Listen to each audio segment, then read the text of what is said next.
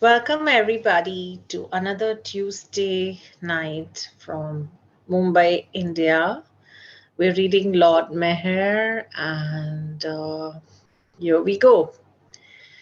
So, it's page number 1326, The West Learns to Sing, 1931. A friend of Quentine's had been studying theosophy and wondered aloud if she had done the right thing by coming to meet Baba. You did the best thing you could possibly do by coming here, Baba reassured her. I will help you. Murdered told her, Baba's love has transformed the lives of all who have met him. I'd like to add to this, it's not in the book, and all those who have not met him also. Ellen Burns came at 4 p.m. that afternoon. While in Manhattan, Baba would usually go to the theater or a movie at night. The previous evening, he had been to the theater with Norina and Anita, although which movie or play they saw is not recorded. On the 25th night, he went to two movies with Norina, Ellen, Anita, and three others. The first, Over the Hill, was playing at the magnificent cathedral like Roxy Theatre. Footnote, please.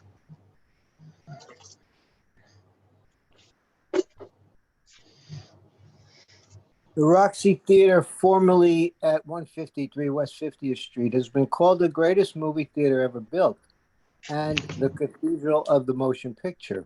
A gilded movie palace with a cavernous oval lobby and ornate decorations, it could accommodate 3,000 patrons. Eugene, please mute yourself, darling. Um,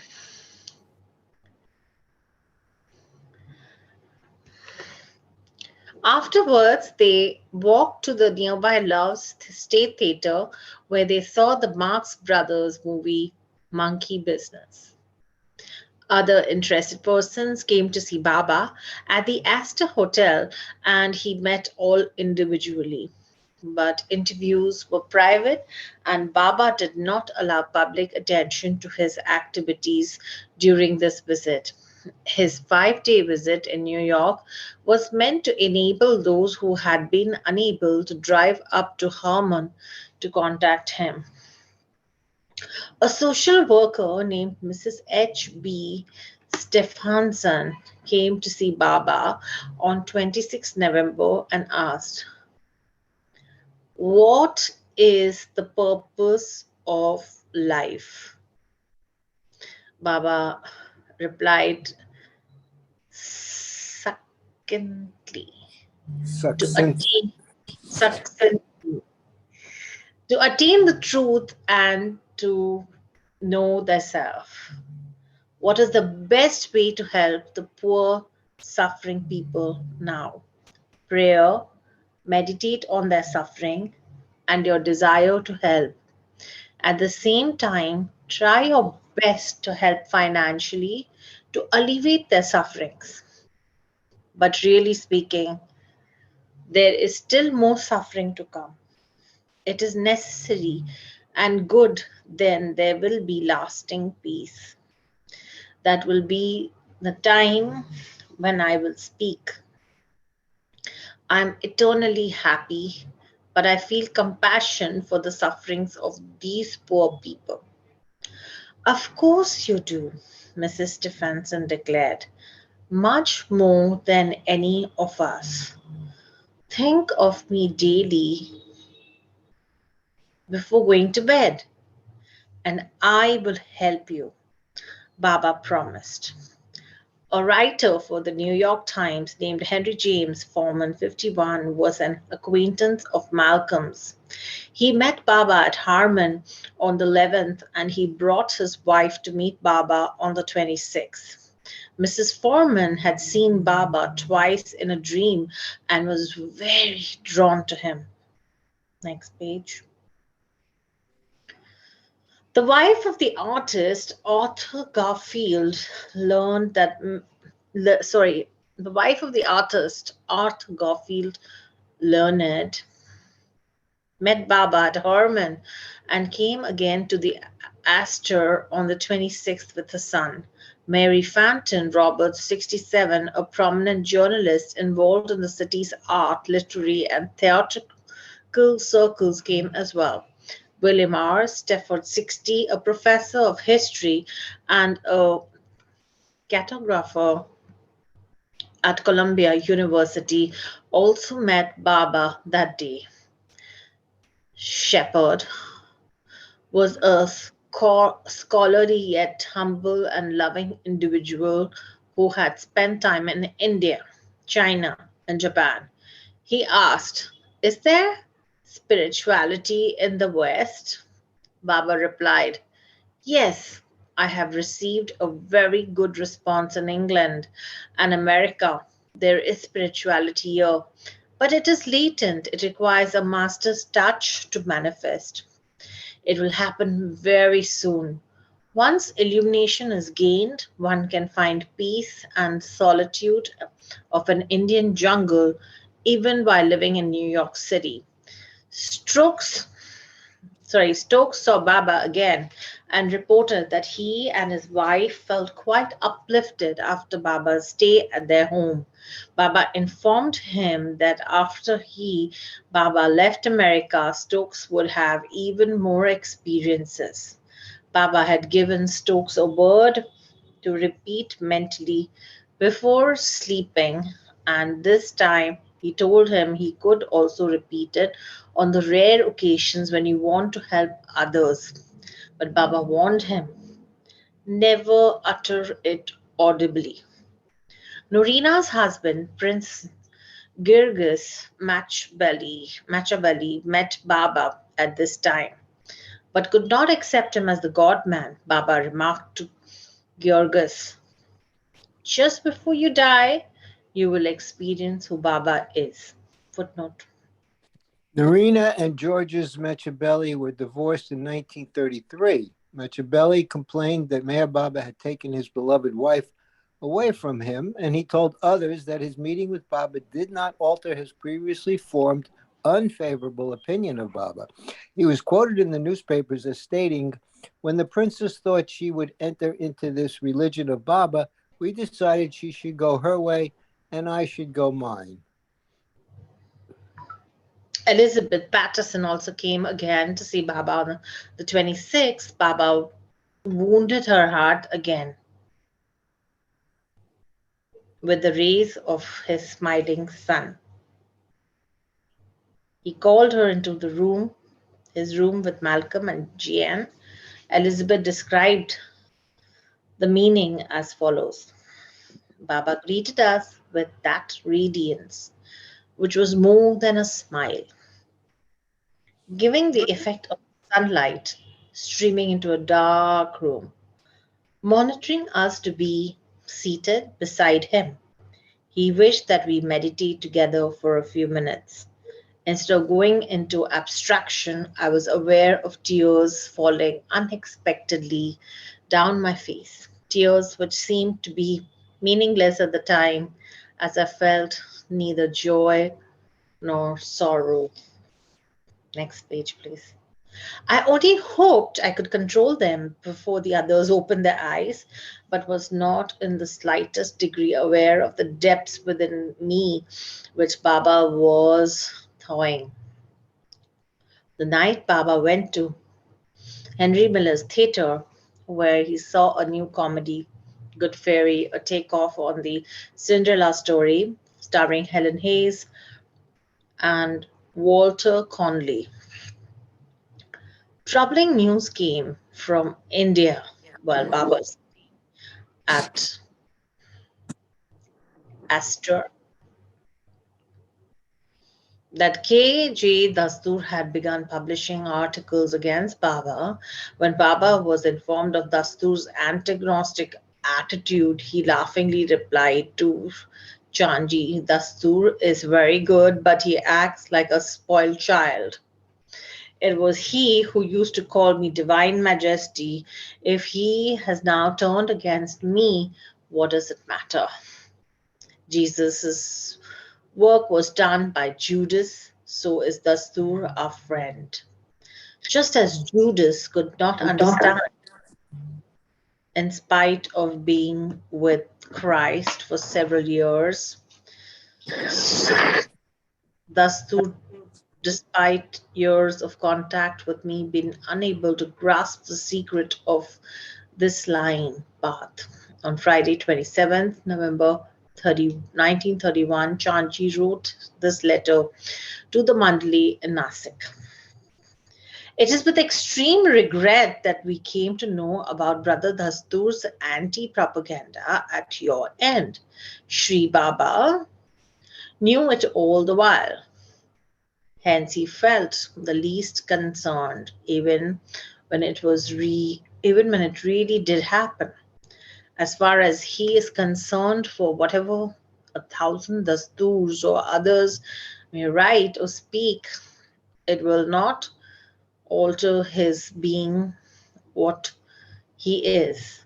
But he felt some concern for others, those poor, ignorant souls who would be misguided by such silly talks and writings, and who would suffer one way or the other.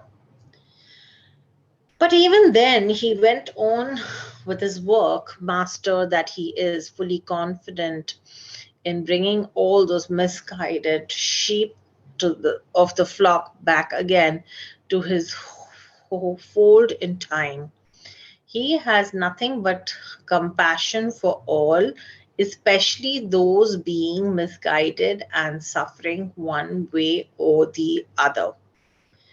It is really a pity that while Sri uh, Baba has been working here in the West with wonderful success, influencing all who comes around him, his own people in India are trying to throw mud at the sun. Of course, a thousand dasturs wouldn't be able to eff- efface, Face. sorry, Yes, in face. efface the influence created by Baba, but this childish mischief simply adds to the terrible pressure and burden of work that he has to do. And that is why we feel bad about it. Otherwise, it is simply trivial, foolish, and childish. Marvin, would you like to read next? Thank you. I should like to give you a brief idea of the tremendous influence Baba has created in the West. All who have met him have loved him, adored him, and worshipped him. Men and women, young and old, rich and poor, all alike. And there is such a variety of people who have met him from all walks of life. They have all come and seen Baba and gone away immensely impressed by the divine influence radiating from him. Many of them could not utter a word in his august presence. They were simply benumbed, fascinated, amazed. Many, many wept tears of divine love and have come again and again to partake of this divine bath. Their whole lives have been transformed. They all have had wonderful experiences they never had before, nor had ever expected. Strange experiences that have made them radiant with love. Their letters of love are pouring in every day, living testimonies of Sri Baba's divinity and subtle influence over those who could never be influenced. Positive proofs that would throw thousands of scandals at Dastor and others into oblivion. We have been so used to the words wonderful, marvelous, beautiful, amazing, and so on, that these have all lost their charm for us. For everyone who comes out of Baba's room after a brief visit of a few minutes simply cries out, "Oh, wonderful! He is so marvelous, amazing, charming, beautiful." Imagine from this brief sketch what Baba has done here. I have no words to give an actual idea of what he has done. It must be seen and experienced personally. Some say he is the fountain of love and bliss. Some have seen him as Jesus the Christ. Some call him Lord of the new creation. They say to Baba, America needs you. It is blessed in having you. And all wholeheartedly want him, implore him to stay here. And it is with such heavy hearts that they have accepted his going back to India. But he has given a hopeful promise to be in their midst again soon. Many more prominent New Yorkers met Baba at the Astor Hotel on the 27th and 28th of November, 1931, including the Romanian princess Henriette Goyu, who had hosted readings at her apartment by the Lebanese poet Kahil Gibran before he died earlier that year.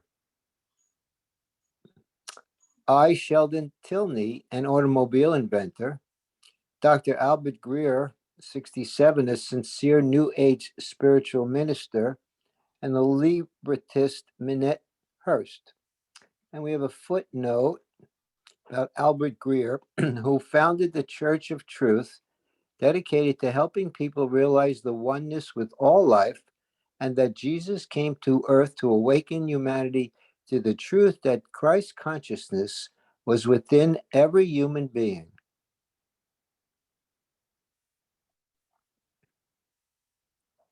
Some of those who came had visited once or twice before, such as the stage actress Merle Maddern, niece of the novelist Jack London, 44 years old, the philanthropist Ellen Dunlop Hopkins, the founder of the New York School of Applied Design for Women, and we'll get to that footnote in a moment, the Manchurian author Princess Derling, Countess Castelli twice, and the radio personality E.W. Burrill, who paid a return visit to Baba. And that footnote says Rano Gailey, destined to become one of Meher Baba's closest women disciples, had attended the School of Applied Design from 1924 to 1928. A noted neurologist and poet, Dr. Frederick Peterson, 72, was a visitor on the 28th, along with Dr. Henry Knight Miller, who had founded a popular psychology magazine focusing on self-help. The photographer Arnold Gente came to the hotel on both days and photographed Baba on the 28th. Footnote, Arnold Gente was well known for his naturally posed portraits, his photographs of the San Francisco earthquake of 1906, and his studies of the work of Isadora Duncan and Anna Pavlova. The three portraits he took of Baba and one of Ali turned out well, and Baba's lovers cherished them as a permanent reminder of his visit to New York. On the evening of Saturday, the 28th of November, 1931, Baba returned to Harmon, arriving at 11 o'clock. Jean drove Malcolm in a second car with the luggage. Eileen Burns came to Harmon at noon the next day with Beatrice Graham and stayed for 3 hours. She returned alone on the 30th. Norina and Stokes saw Baba on the 1st of December. A day or two later, Baba asked to be driven to Sing Sing prison in the town of Asing, 3.5 miles away. Footnote, Sing Sing Correctional Facility is one of the oldest penitentiaries in America, established in 1828. They left Harmon at 10 at night. Baba indicated that he wanted to make inner contact with a man in the prison who would do future work for him. The car drove all around the prison as Baba gazed at the wall and threw kisses. Having the car stopped by the entrance gate, Baba said, I will show you how I work. He was silent for a while, then said, there is a man in this prison who is my spiritual agent. He is doing good work for me. When I speak, I will free him. Baba's mood became sad as they drove directly back to Harmon. He remarked, it is not important for me to go physically into Sing Sing, as I have already made contact with him. He also commented, "There are some inside the prison who are good and innocent of the charges for which they've been imprisoned." When they arrived back at the retreat, Baba had a snack of coffee, cheese, and biscuits. While at Harmon on 2nd December 1931, Baba assigned each person different duties and chalked out a schedule to be followed at the retreat after his departure. Margaret Mayo had been impressed by Baba. For his work, she had agreed to permit the use of her house for a year, which was known as MEHER Ashram. Norina and Anita were both by now quite enamored of Baba. Nadine, Elizabeth, Malcolm, and Jean had all heard this song, his song, and were eager to begin singing it. Baba's purpose of visiting America had been completed as he revealed himself to those who were his. Age marveled at the almost instant surrender of these, quote, new, unquote, Western devotees. Hearts were blooming and lay scattered before the master's feet like rose petals, age related. In Harmon, the topic of making a film on spirituality was brought up for the first time. It would be a topic that would occupy much of Baba's attention over the subsequent few years. The theme of the film was to be, according to Baba's explanations of the purpose of creation, the outcome of the universe, and the spiritual journey. Margaret Mayo had close connections with the American film industry. Several of her Broadway plays had been adapted for the silent screen, and her play, Polly of the Circus, became the first film produced in 1917 by the Goldwyn Company, of which she was a founding member, along with her former husband, Edgar Selwyn, a Broadway producer. On Thursday, 3 December 1931, Margaret Mayo spoke to Gina Malcolm about her friend Harry E. Aitken, a movie producer who had worked with the famous director D.W. Griffith. She suggested that he would be a suitable person to organize everything connected with the film, as he was interested in spirituality. She then explained to Baba that she could write a detailed scenario if points were given to her. Baba immediately accepted her offer and began dictating points to her. In about an hour, Baba finished dictating the whole plot: the beginning of creation, the developing stages of evolution, reincarnation, and the stories of three characters through 5 lifetimes to realization. After reading it to the group, all said it was splendid and it was typed out. Later that evening, Harry Aitken, 54, was invited over. Baba's story was read out. Impressed, Aitken said it was a grand idea. "Can it be properly worked out into a movie?" Baba asked him.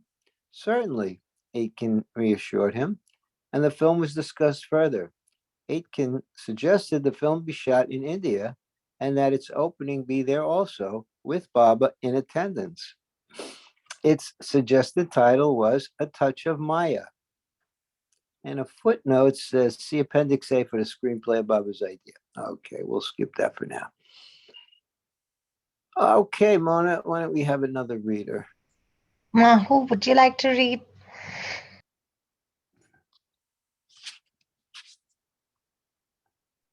Okay. Page 1332. After staying 5 days in Harmon, Baba departed at 8 in the morning on Friday, 4th December 1931. Eileen had stayed overnight to drive Baba into Manhattan, and Norina and Malcolm rode with them. Kath drove the others in another car. They made one stop on their way into the city at the home of Corinne Ingraham at 49 East 83rd Street. Corinne was a friend of Norina's who had recently broken her leg in an accident. And there's a footnote.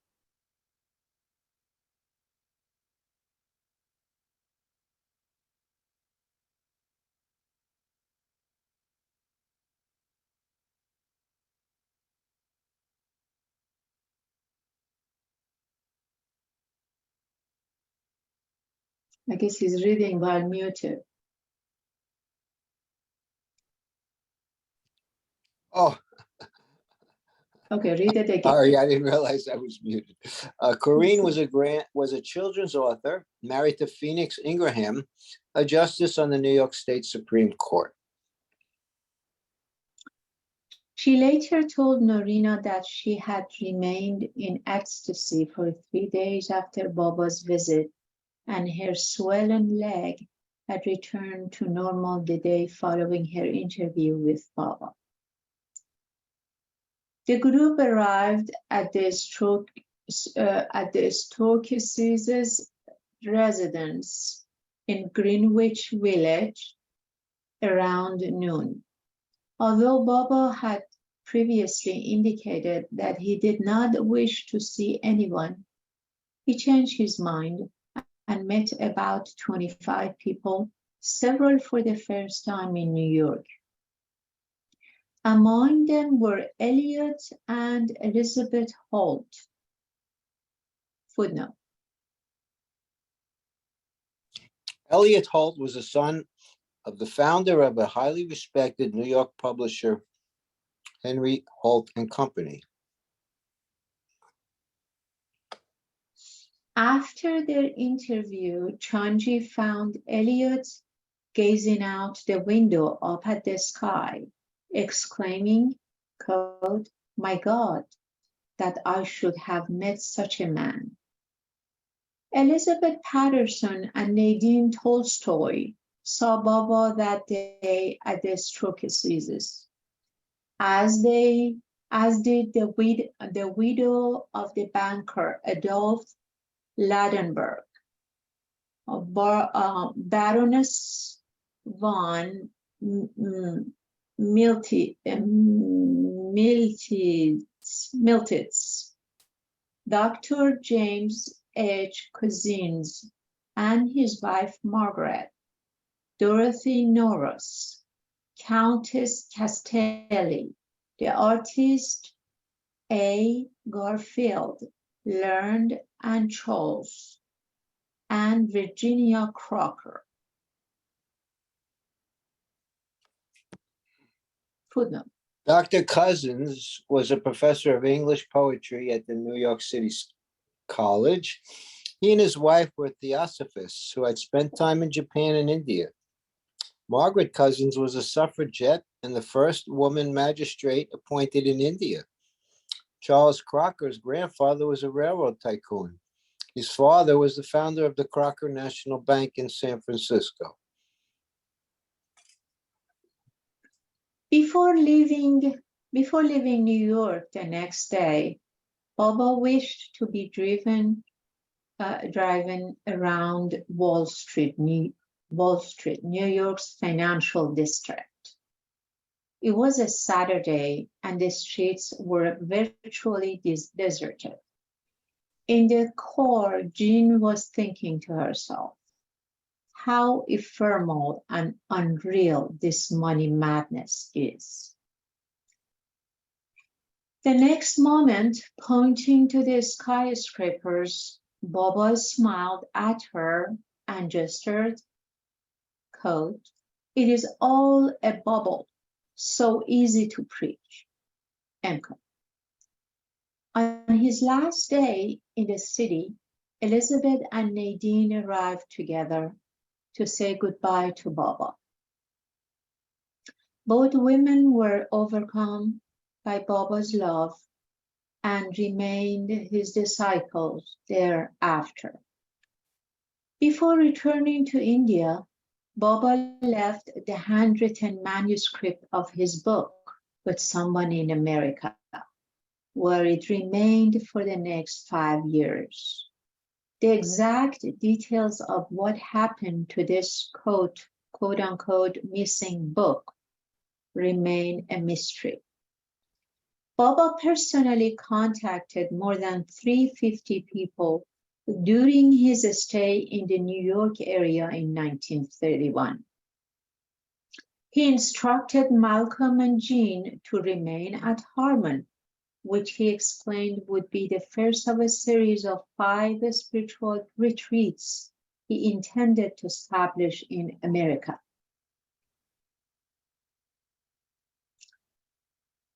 The Harmon Retreat has the distinction of being the very first place in the United States where Meher Baba stayed. It is also one of the few places in America where Meher Baba spent an extended period of time physically. Future generations will no doubt wish to preserve and honor this historic holy site. Malcolm wrote to many of his friends and associates. My thoughts have gone out to you very often in this last month or so, for in that time there has come to Jean and myself, and to those friends with whom we have been able to share it, the most profound experience of our lives.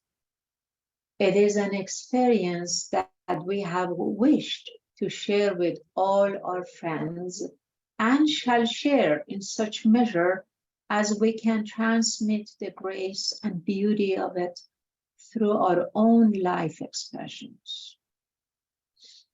It is difficult to put these things into words, as you know, and yet aside from what we are enabled to convey to others by our own radiance. It is the only way we have to present of sharing what we have experienced. I will tell you a few things about Sheri Meher Baba and his relationship with us, simply to share with you the beauty that has come to us through that relationship. And you, I know, will be able to read so much more than the words themselves convey because of your deep understanding. Through a series of incidents which apparently began last spring and which seem nothing short of miraculous in their nature, Jean and I became the hosts for a month to Shri Sadhguru Meher Baba, known throughout the East as a perfect master, and looked upon by many, both in the East and the West, as the avatar of the new dispensation. From the moment that Shri Meher Baba set foot in the house at Harmon, there flowed from him continuously a love which can only be called divine, which spread through us and everyone he contacted like a beautiful contagion. It was an extraordinary, indescribable, divine love which penetrates to the very essence everything which comes in contact with it and transforms it into its own beautiful likeness. It is like the central flame which is the source of all light and life. We who lived with him began to understand, as we had never understood before, what the love feast of the early Christians must have been like.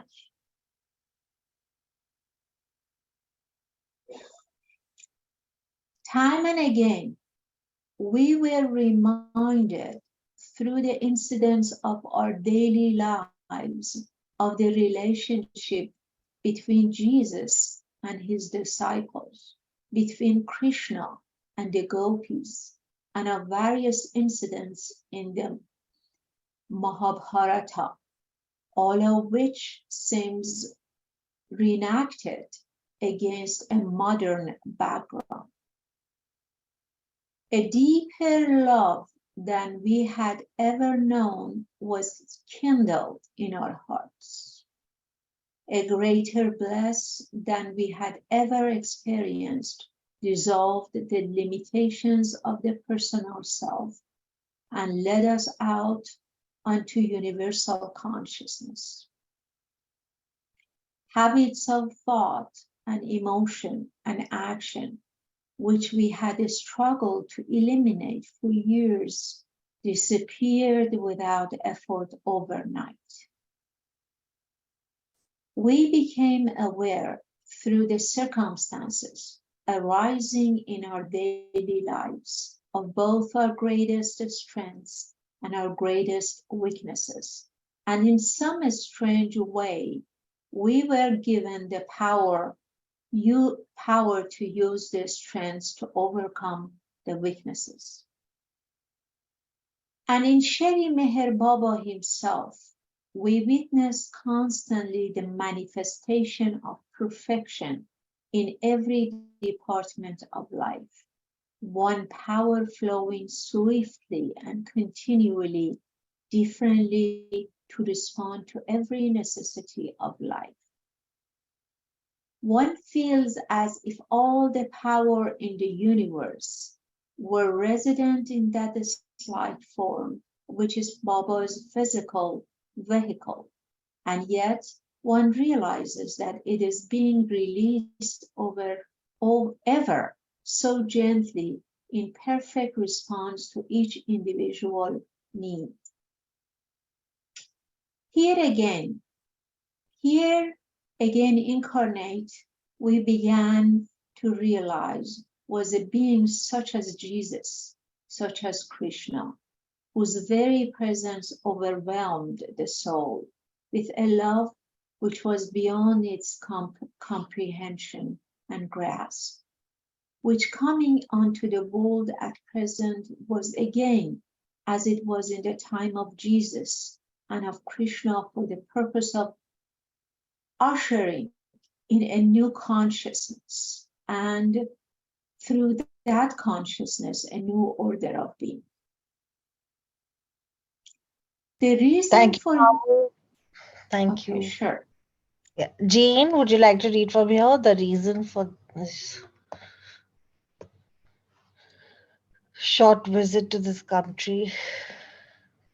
At this time was the establishment of certain contacts here to prepare the way for his second coming, which will be at the time of his great manifestation in the spring of 1932. The present growing crisis in world affairs will be at its greatest height. You and I and many others have been growing into that consciousness, have been working for the establishment of that new order of being for a long time. Now the fruits of our common labors are about to be realized.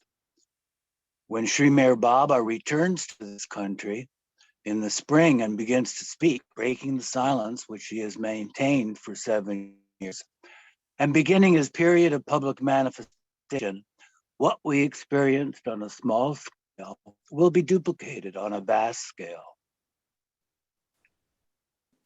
A tremendous spiritual impetus will be given to the whole of humanity, and a worldwide awakening will take place. I do not need to tell you what a privilege we feel it to be able, however humbly, to participate in the task of paving the way for these things to happen.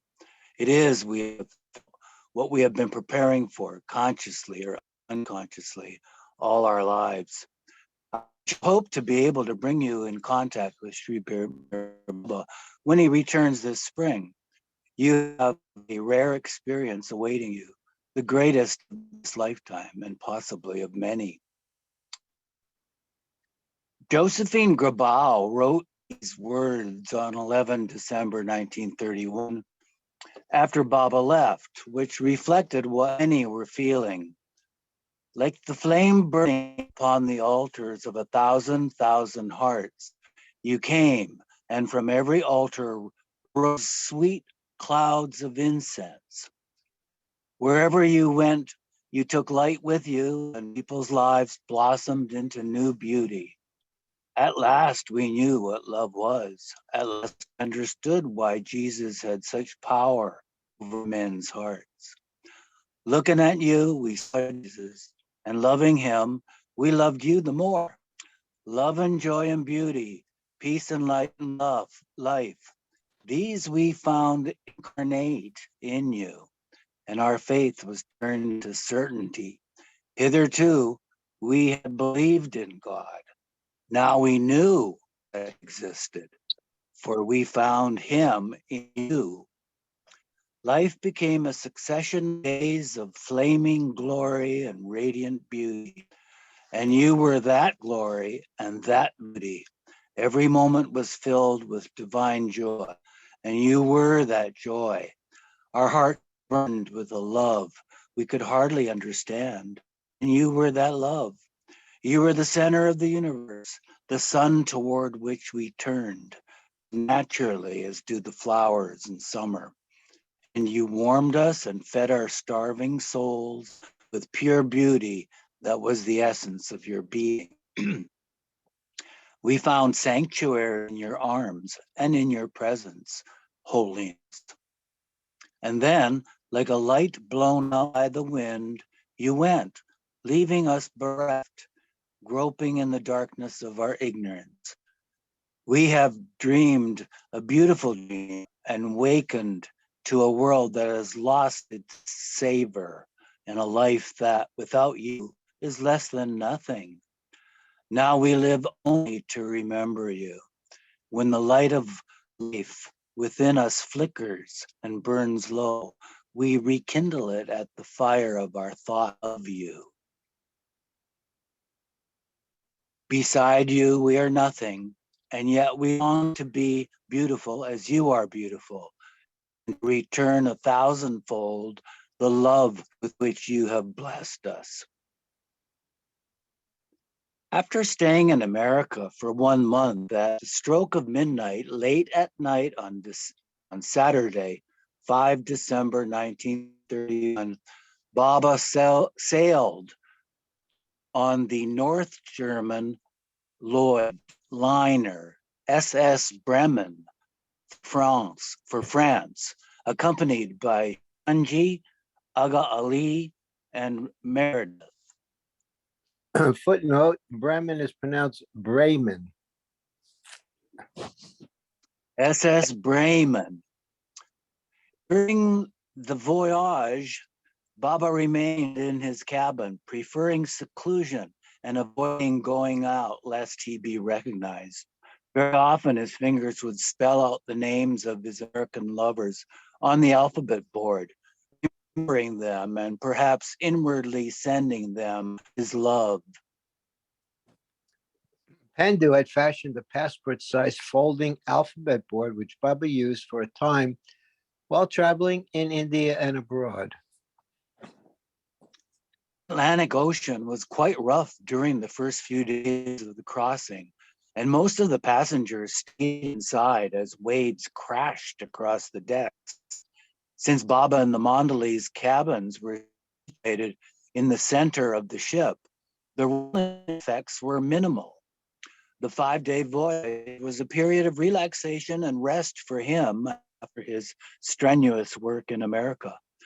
Baba liked his accommodations and the food pleased him.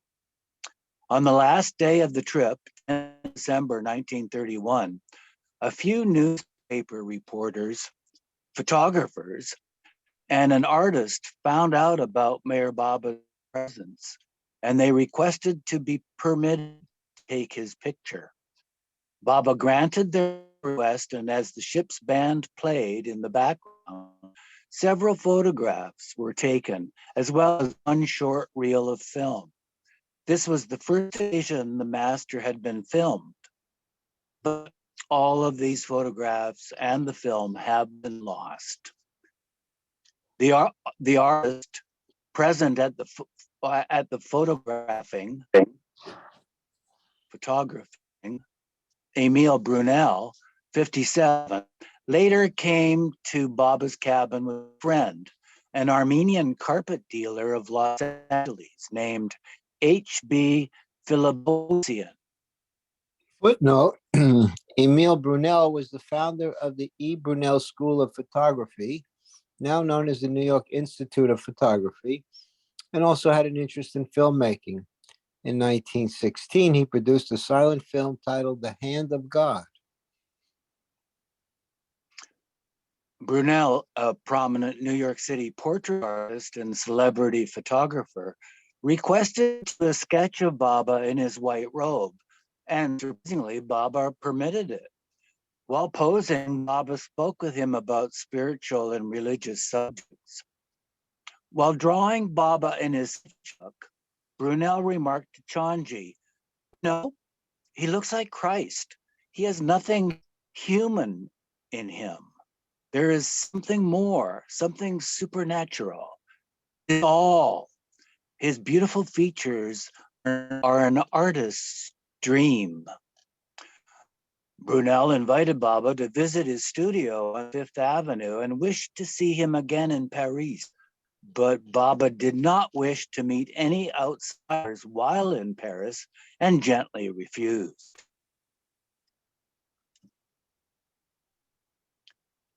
Disembarking at the port of Cherbourg on Friday, 11 December 1931, Baba arrived in Paris that evening and stayed at the Hotel Powers at 52 Rue Françoise. Margaret Starr, Margaret Kraske, Delia, Kim, and 12-year-old John Cousins had arrived in Paris the previous day and joined. Footnote, John was the son of Dorothy Cousins, a friend of the Starrs, who had met Baba at East Chalicone. The next day, Kitty and her niece Zilla arrived in the afternoon. Baba had sent Kitty a telegram specifically instructing her to bring Zilla if possible. Night, they went to the Aubert Palace Cinema and saw Charlie Chaplin's City Lights. Another night, a Laurel and Hardy film. Although Quentin had been called to Paris, he was unable to come because of Christmas play rehearsals in London. He had, however, instructed Margaret Kraske to purchase 3 white gardenias each day to present Baba on his behalf with the message they symbolized, quote, "I love you," unquote. While in Paris, when Baba gestured something, Meredith would continually interject his interpretation to the group. "Meher Baba means this." That's a quote of Meredith's. This was annoying to Baba, and whenever they went out, Meredith would try to walk beside Baba with his wife Margaret on the other side. Finally, Baba decided to have done with it. A remark to Meredith, "You are going through a change in consciousness, and there are powers or spirits in Paris that could be inimical to you. It is dangerous for you to remain here." And so on the 13th, Baba sent Meredith and Margaret Starr back to England. Baba had been quite delicate in his treatment of Meredith and had not reproached him despite his overbearing manner. On occasion, Meredith put on Baba's sandals and walked around in them. Baba would watch him without comment. A master's sandals are considered sacred in India, and Meredith's behavior and lack of respect would make Chanji fume within. To Baba, only his work was important, and for some reason he needed Meredith for it. But as soon as his work was complete, Meredith was not able to maintain his contact with Baba, as will be seen. With Meredith's departure, the atmosphere turned warm and less formal, and the group became free and open-hearted before the master. Baba, in his own wonderful way, brought this about. Before they left the hotel to go sightseeing that day, Sunday, 13 December 1931, Baba asked Margaret Kraske, "Why haven't you put on lipstick today?" At first, she could not follow what he meant. After Baba gestured gestured to her 3 times, she understood and shed the reserve Meredith had enforced. Thank you. And by the Elizabeth? way, that's Margaret Krask pronunciation. Thanks. Elizabeth, would you like to read next?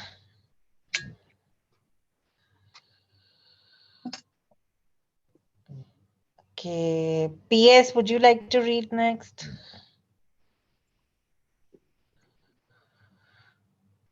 Baba never indicated anything specific about Meredith's behavior, but with this small hint, he cleared the air, and the group then knew that he wanted them to conduct themselves in a natural manner. One day, Margaret was emboldened to ask Baba, "When you were young, before you were realized, did you know or did you have any feeling that there was something ahead of you? That there was something ahead for you? Something that you were destined to do?" Baba replied candidly, "No, not really. But I was in a way different from other people. I never knew desire." Taken at the Eiffel Tower that day and strolled along the Seine. Over the course of 2 days, Baba met a few interested local seekers, some of whom Malcolm had contacted in advance, and visited the Louvre, the Arc de Triomphe, the Cathedral of Notre Dame, and drove down the Elysee at the Galeries Lafayette, the department store. Baba bought a new coat. On the evening of the 13th, they went to the Madeleine Cinema to see the movie Trader Horn. After they returned to the hotel, Baba sat until midnight in the room Kitty and Zilla were occupying. Meanwhile, in another bedroom, something strange was transpiring. When Delia and Kim overheard Baba indicate to Meredith that there were forces of black magic about in Paris, they thought, "We must protect Baba from all these evil influences." In Kim's words, here is what they did. Here is what they did. Delia and I, two pious little princesses, sat up all night praying and singing psalms and hymns. We were terribly proud of ourselves when we told Baba the next morning. Of course, he was very sweet about it. Margaret thought we were quite cuckoo, which indeed we were. We were really so ridiculous, but it was done out of love. On 15 December 1931, Baba and the group went in a Rolls-Royce to the magnificent Palace of Versailles in the suburb outside of Paris. They saw the Hall of Mirrors where the Treaty of Versailles was signed, ending the First World War. When they went through the rest of the palace, they saw Marie Antoinette's suite. In the gardens, the younger ones skipped happily in a line holding hands. Afterward, they had tea in a cafe where Delia accidentally spilled her cup on the tablecloth, much to the amusement of Baba. During that night, their last with Baba, they stayed at the hotel. Baba played tiddlywinks, carom, and marbles with Ali and the two other children, John and Zilla. These chosen ones enjoyed the freedom of Baba's unrestricted atmosphere for a week and derived the utmost benefit from his company. In Paris, Baba explained for the first time to the English group about reincarnation, evolution, and involution. But their joy turned to sadness as the hour of separation from their master drew near. Joy was hidden in his painful departure, Age explained, for without pain, joy cannot be known. On the 16th, their last day in Paris, Baba called a few to his room and stood beside the window, spelling on the board, "You do not see me as I really am. This body is not me. My real self is far more beautiful. I am infinite truth, infinite love, infinite power." Then he stated, I am life eternal. I am Krishna. I am Buddha. I was Jesus. And now I am Meher Baba. Baba had given them a choice whether to stay in the hotel or go out that afternoon. They chose to stay with Chanji narrated stories. They chose to stay and Chanji narrated stories of Baba's life. After a few phonograph records were played, Baba dismissed them, calling them back one by one to give each a special message and orders while he was away. Be happy and don't worry, he directed. Write to me every 10 days. I will return in the spring. Continue loving me more and more.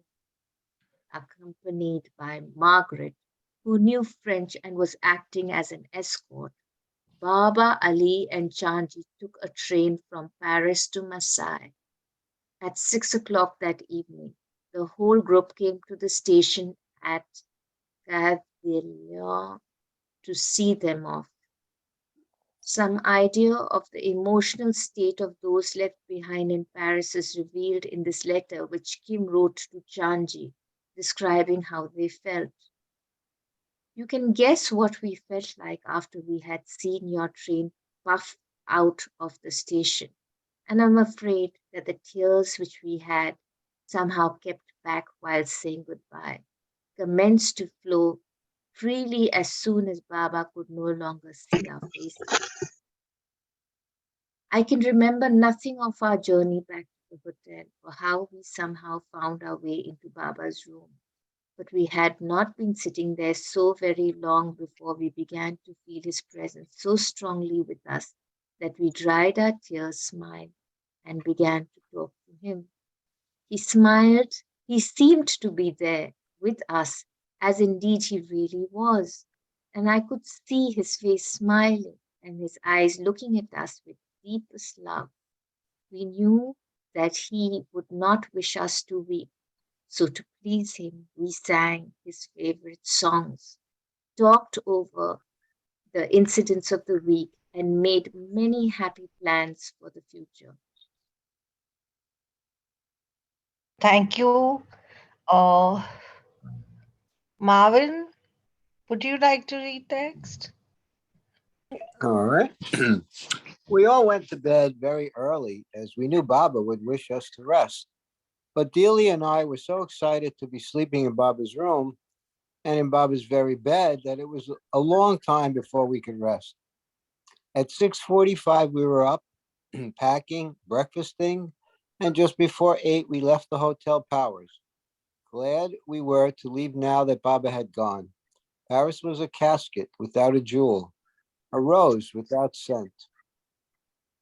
About their time in Paris with Baba, Kim later related, Baba once said to us, in the East, I have people's worship. In the West, I have love. With him in Paris was such a lovely, lovely atmosphere. We would curl up his hair and poke it under his hat before going out. It was just love. I don't say we didn't revere him. Of course we did. But perfect love does not cast out fear. But perfect love does cast out fear. And to us, he was just love and somebody we could tease and say, oh, Baba, you look silly in that hat, and so forth. And so forth. And so forth. And so forth. Oh, okay. Many people would have misunderstood this. It was just love and play. And he loved us because he could relax with us and be completely happy. Meditation was not necessary. It was enough to be in the room with him quietly. It was a love feast. You were in love. Baba was love. And this was all that mattered. Yet it was a love I think very few people would understand if they saw us together, playful, joking, teasing. We used to make silly little rhymes. Oh, the Sadguru is a happy Sadguru. Silly little things. And at that time, his face would light up and his eyes would become brilliant. I think he was very happy with us. I sent him poems nearly every day after he left, expressing great grief at the sorrow of our parting. Coming home was extremely hard for me because one had really been in another world. It was difficult for me to pick up the threads and do what I had to do, which was to look after my husband and family and come down to earthly daily life. But Baba had told me how I must do my duty, and so I tried as best I could. Though it was not easy, I know it was right. I had to stay at home and work through the problems of life. On one occasion, to console Kim, Baba cabled her this poetic message.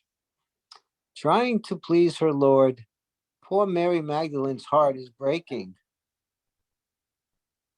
Meanwhile, on the train to Marseille, before retiring in their sleeping compartments, Baba indicated to Margaret that if he were awake, he would tap 3 times on the wall adjoining their compartments. If she were awake, she was to reply with 3 knocks. Why? Baba indicated that it signified, I love you. This game continued through the night several times between them.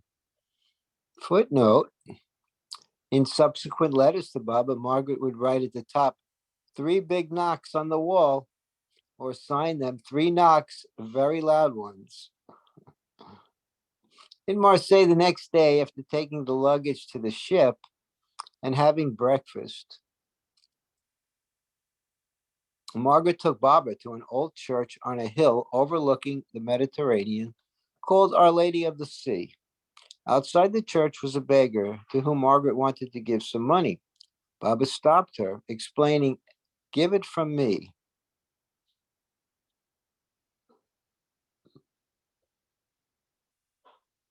Whoa, we just lost the screen share there.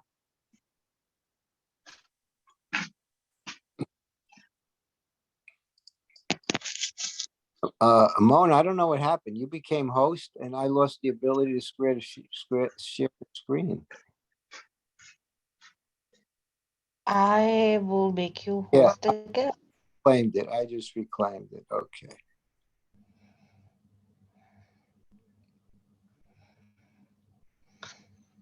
Okay. Baba stopped her about giving the money to the beggar, explaining, give it from me. If you give it from yourself, you may receive sanskaras from him. In the church was a statue of the Pieta. As Baba stood before it, Margaret wondered if Baba would be crucified. Baba immediately responded by spelling on the board, it will not happen this time, but I will have mental persecution. Later, they saw a film in Marseille titled The Big House with Wallace Beery. The film, which had been dubbed in French, was about inmates in a prison. Margaret kept Baba informed of the plot by translating it into English. Suddenly, she noticed that Baba had slumped in his seat and seemed not to be listening. She stopped, and Baba sat up after a while, remarking to Chanji, I have been to Vienna. Margaret was sent back to Paris the same day, 17 December. She later wrote to Baba, what a wonderful and unforgettable 24 hours I had with you. To have had you all to myself for that time. It seems almost impossible that that divine day existed.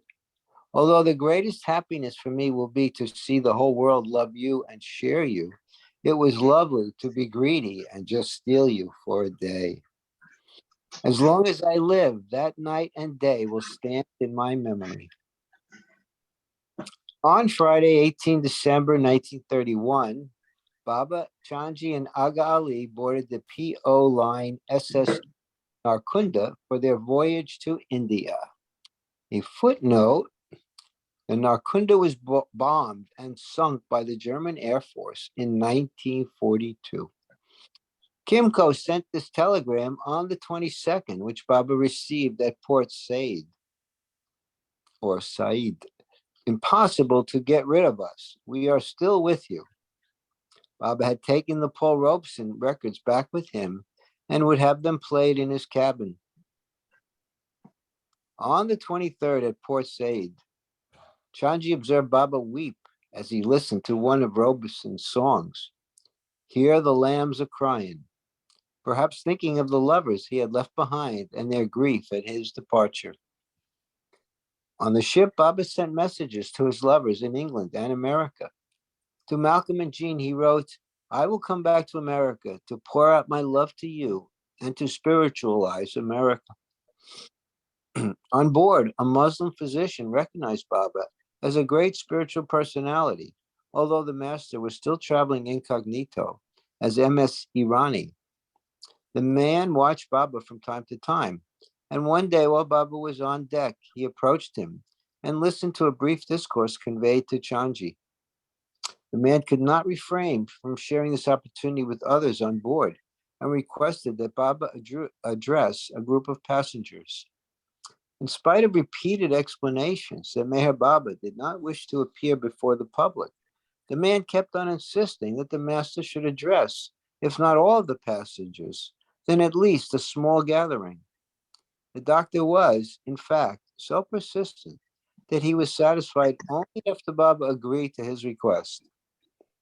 He accordingly arranged the program, but to the surprise of Chanji, the meeting, which was to be strictly private for about 6 or 7 people,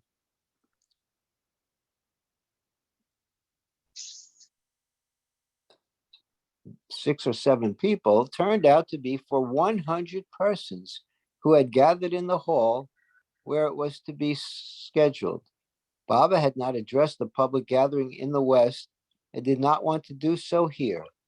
But seeing that so many were anxious to hear him, and considering the doctor's enthusiasm, Baba agreed to speak before those gathered.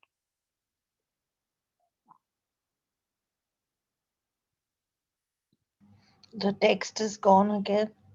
Yeah, wait, here we go.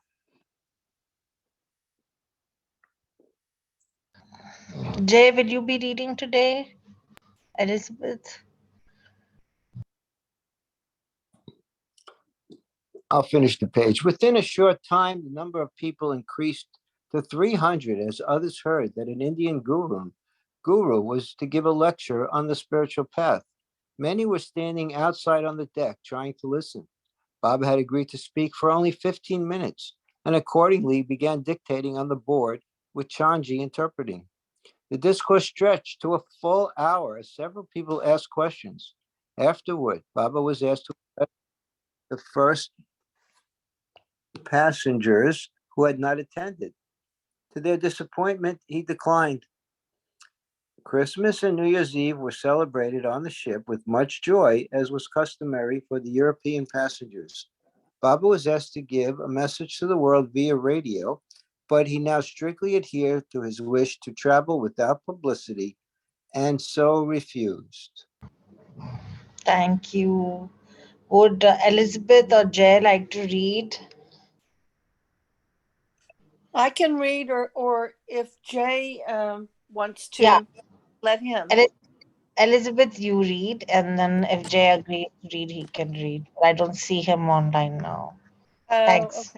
okay. The West learns to sing. Arriving in India, Baba, Chanji, and Aga Ali reached Bombay at 8 a.m. on Friday, 1st January 1932. At Ballard Pier, Baba was welcomed home with heartfelt joy by Rustam and his mother, Gulmai, Sunamasi, Shireen Mai, Ghani, Ramju, Khak Saheb, Kalamama, Nusarwan,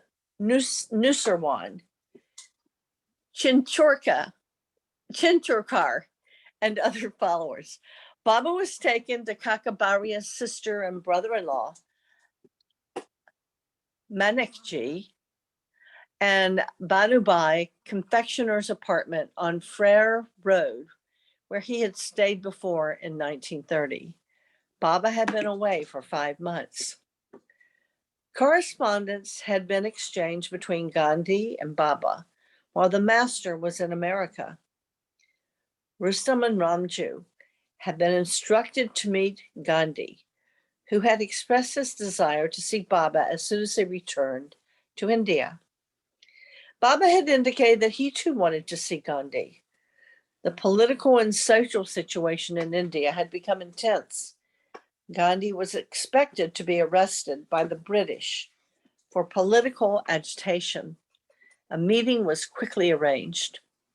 Accompanied by Chandji, Baba went to Mahatma Gandhi's residence, Mani Bhawan at Gamdevi, Bombay, late at night at 11:45 on Sunday, 3rd January 1932. Gandhi welcomed Baba with a loving embrace. Both sat down and together discussed matters for about an hour. I am very, very glad to see you, Gandhi said. I am also glad we could meet, Baba replied. I was quite busy the whole day, but I had to see you at least once. Yes, Rustam had delivered your message here, and I sent word that I must see you. That is why I came. If you had not come, it would have been my lifelong grievance against you, Gandhi joked. Perhaps if you had arrested, which I'm afraid, perhaps if you are arrested, which I'm afraid you will be in a day or two, this meeting would have been canceled. But since your arrest is definite, I came, even though it is so late. I understand you could not come to me. It is your kindness to have come here. Now, what news? Baba inquired. You know it all. These people around me are ready with their sleeves rolled up. We shall have to fight the British to the end. It will be much better if you see the victory. It will be much better if you see the Viceroy, Lord Irwin, once again. Then the excitement, which is now so intense, will cool down considerably, and the situation will be easier to handle. I do wish to see the Viceroy, but he lays down such conditions. This topic is not to be discussed. That is not allowed, and so forth. It is impossible for me to agree. Also, no talk about ordinances will be allowed, and that is the first and main point at issue. When they don't wish to talk on that, it's no use meeting. It is like, but in spite of all that, Baba interrupted, if you go see the Viceroy once, you will be able to work in a quieter atmosphere. The present excitement, turmoil all over India, will have settled down and be quieter. Otherwise, the atmosphere will go the other extreme of violence. Let me explain, Baba continued. Your dictum and doctrine of nonviolence is out and out the best, and I too wish this nonviolent attitude to be followed and acted on. But I know it is very, very difficult, rather impossible. And that is why I repeatedly ask you to see the Viceroy once in person in order to bring about a spirit of reconciliation between the rulers and the ruled. For, let me tell you once again, if this meeting does not come about, matters will turn from bad to worse. People will turn violent, and once violence is adopted, it will be destructive in every way. That is quite probable, Gandhi concurred. We are also afraid of such violence. However, we have to fight for what is right, and we have been advocating and advising nonviolence, even while fighting in our battle to persuade the British to leave. The result rests with the Almighty. Baba then explained to him, whatever may happen, one thing is certain. India still has much to suffer. I've already told you this before, and I repeat it today. But even this suffering is a real blessing in disguise. The more India suffers materially, the better off for it spiritually. And we, masters, only look to the spiritual benefit. If India gains self-government without struggle, suffering, and sacrifice, it invites the very grave danger of becoming inclined toward materialism. And this material self-independence would be a check and hindrance on the path of spiritual advancement, which is undesirable. You are right, Gandhi said. Spiritual strength must accompany spiritual power. That is real greatness. And for that, one must suffer and sacrifice, but with a nonviolent attitude. That is why I repeatedly tell and advise you to go once again and see the Viceroy in person. The conversation then shifted to Baba's recent visit to Europe and America. What do you think about the West from your experiences and tours? Gandhi asked. In America, the spiritual hunger is intense. That is why I went and stayed there for a month. There is everything there materially. There is wealth, there are brains, there is heart. In other words, there is sufficient preparedness for spiritual growth and development. Chanji then narrated the details of Baba's tours, his meetings with people from all denominations and walks of life, with sincere aspirations for truth, and the formation of a group to spread Baba's cause. Gandhi asked, then there is an awakening and interest about spirituality in America? Yes, there is much, Baba answered. But the Americans have not had proper light and guidance by a master in this direction. If they get these, they will respond wonderfully. And what about England? In England, there is also an interest and longing, but not as intense as in America. The response that Americans gave was so splendid that even now I am debating whether to go there again or stay here. They would not let me go and have extracted a promise for me to return so soon. Only then did they let me leave. I came back to India because there is much work to do here. I have left behind instructions there with my followers in the West about what to do in my absence. I now have to look into the affairs on this side. There is a greater need for you to be here in India, looking to all the situations, Gandhi stated. If I am arrested, you will have to take care of affairs here. That will be seen to and done, Baba promised. I undertake to settle all this self-government struggle, but on one condition. After all this is settled, you are to come with me to America. Gandhi immediately stretched his hand to Baba and said, I promise. A group of Gandhi's close associates were standing at a distance listening to this conversation. Hearing Gandhi's promise to Baba, Vallabhbhai Patel asserted himself into the conversation.